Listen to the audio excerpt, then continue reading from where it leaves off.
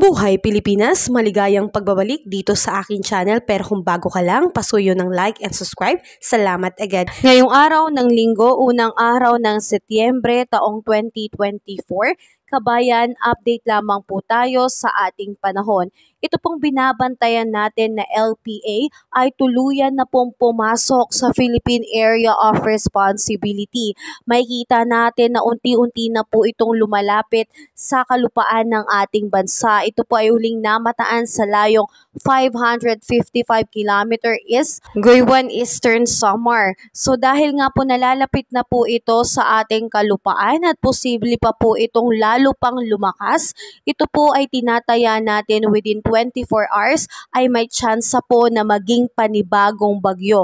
Kung sakasakali ito na po ang ating panglimang bagyo na tatawagin pong bagyong Enteng. So tayo po ngayon ay maghanda na dahil narito na po ang banta ng bagyo. So buena mano po ngayong buwan ng Setyembre ang banta ng bagyong Enteng. So patuloy po tayong mag-antabay sa magiging galaw at development nitong LPA. Sa ngayon patuloy pa rin po tayong naapektuhan ng southwest monsoon dito po sa may western section ng Southern Luzon, Visayas and Mindanao, kaya patuloy tayong makakaranas ng maulang panahon lalo na pagdating sa hapon at sa gabi. So dahil nga dito po sa ating LPA, apektado rin po dyan ang Eastern Visayas, Central Visayas na makakaranas po ng maulap na kalangitan na may kalat-kalat na pag-ulan, kulog at kidlat dahil po yan sa LPA. Samantalang asahan naman po natin dito po sa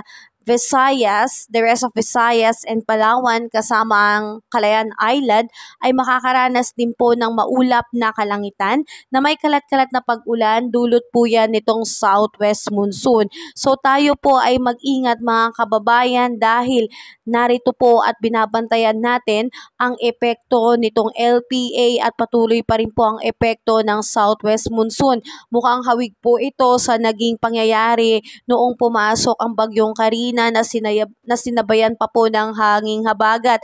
Pero nawawag pong mag-join force itong dalawa na to dahil katakot-takot at muling na naman tayong kakabahan dahil posible pong magkaroon ng matataas at biglaang pagbaha and landslide, lalo na po kapag nagsama ang lakas ng LPA na madedevelop into typhoon at ito pong binabantayan natin na southwest monsoon. So ingat tayo mga kabayan dahil ang Visayas and Mindanao ay talaga namang uulanin po. Umaga pa lang danas na po nila ang pagkakaroon ng maulap at maulang panahon. So dahil po dyan sa ating binabantayan na southwest monsoon at LPA, ang ating air temperature dito ngayon sa Lawag ay aabot po ng 33 degrees Celsius, Tuguegarao 34 degrees Celsius, Baguio 24 degrees Celsius, Metro Manila 33 degrees Celsius, Tagaytay 32 degrees Celsius, Legazpi po maulan dyan 31 degrees Celsius.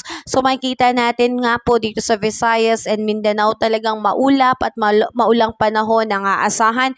Kaya ang air temperature sa may Calayan Island at Puerto Princesa ay aabot po ng 30 to 31 degrees Celsius, Iloilo 31 degrees Celsius, Tacloban 30 degrees Celsius, Cebu 31 degrees Celsius, Cagayan de Oro 31 degrees Celsius, Zamboanga 31 degrees Celsius, Davao 32 degrees Celsius. So kung tayo po mga kababayan ay may plano pong lumabas ng bahay ngayong araw ng Linggo, galing po nating magdala ng payong at kapote dahil asahan na po natin na magiging maulan po ang ating panahon. So ito nga pong pinapangambahan nating LPA ay posible pong maging isang ganap na bagyo within 24 hours. Kaya patuloy ko po kayong i-update kabayan at subaybayan po natin ito pong galaw ng LPA at ingat po tayo. Have a safe day po sa lahat.